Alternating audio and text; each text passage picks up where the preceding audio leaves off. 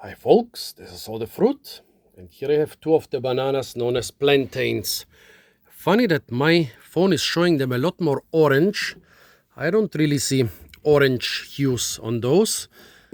They are yellow and a little bit brownish, and of course, since they are often transported in cool environments, the skin is always a little bit brownish. Well, not really brownish, but like more beige than yellow. I think this is due to the transport in cool environments, in cool containers.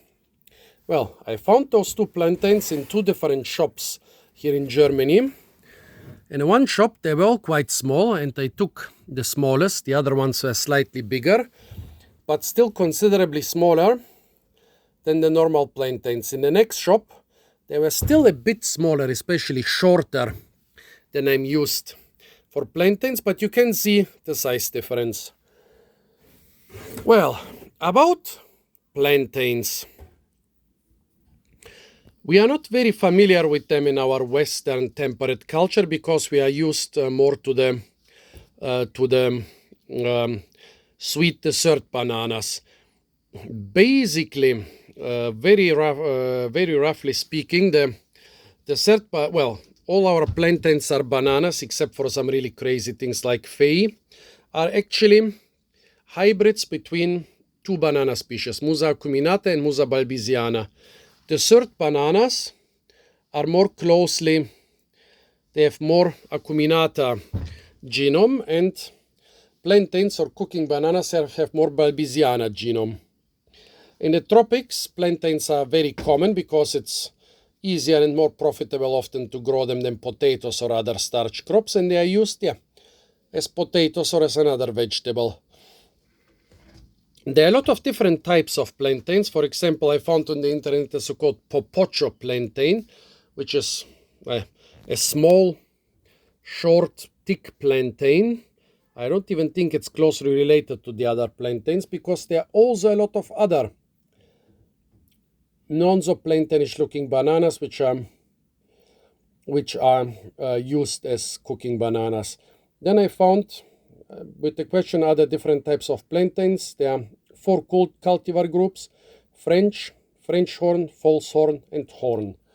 Horn, or pisang tanduk, bull's horn bananas or buffalo horn bananas, is the name of those big plantains in Malaysia and Indonesia.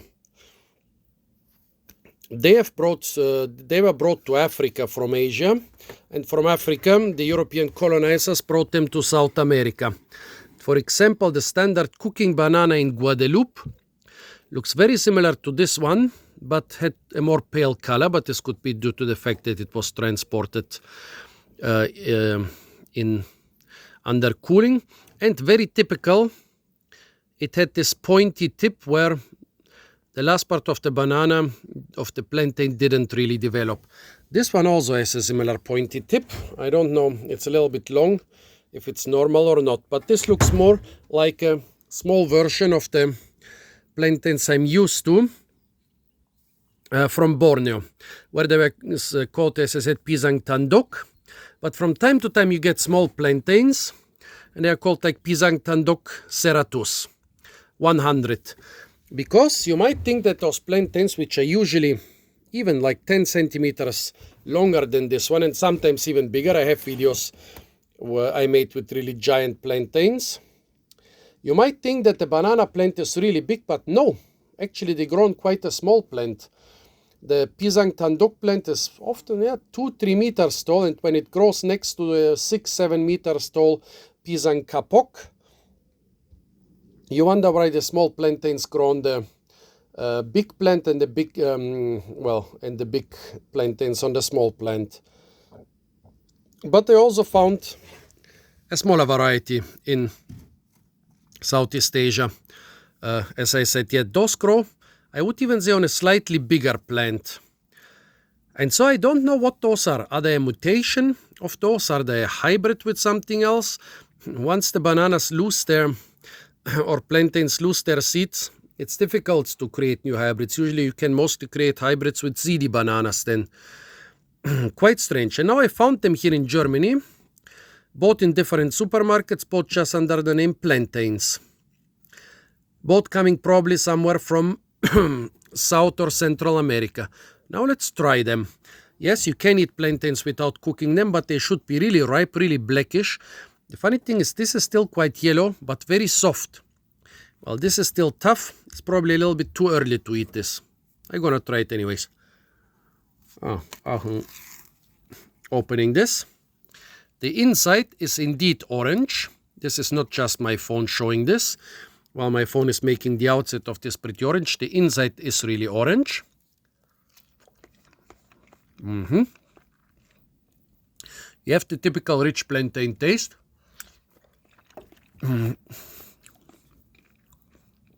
Definitely a plantain. And the ripe one too, despite still being mostly yellow. This is still hard as wood. Okay. The peel comes off a bit more easily than I hoped. Than I thought. This gives me hope that it might be edible. Super thick banana, let's try it.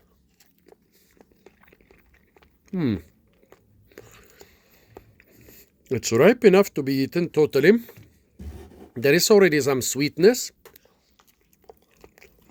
It's kind of soft, except the central structure, which is hard and crunchy.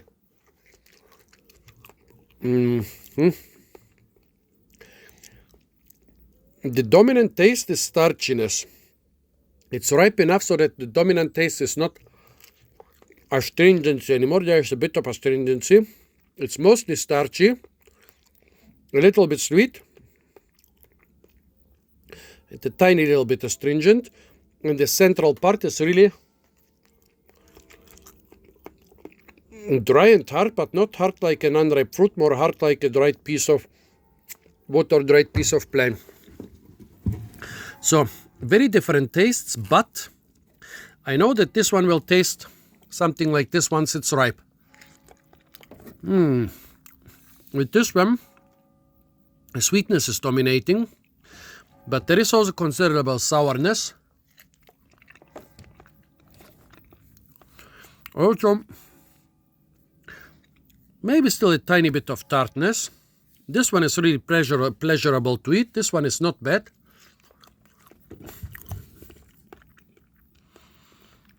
That would have been better a couple days ago. So what do you think, folks? Are those simply plantains from a better fed plant and plantains from a small, badly nourished plant? Or are they the two varieties, Pisang Tandok and Pisang Tandok Ceratus, as they are called in Malaysia? Please tell me your ideas on them. Apart from that, stay tuned for a lot more fruit videos from the beautiful and incredibly fruit-rich, ethnic and other fruit shops of Germany. And of course, don't forget to like, share, comment, and subscribe.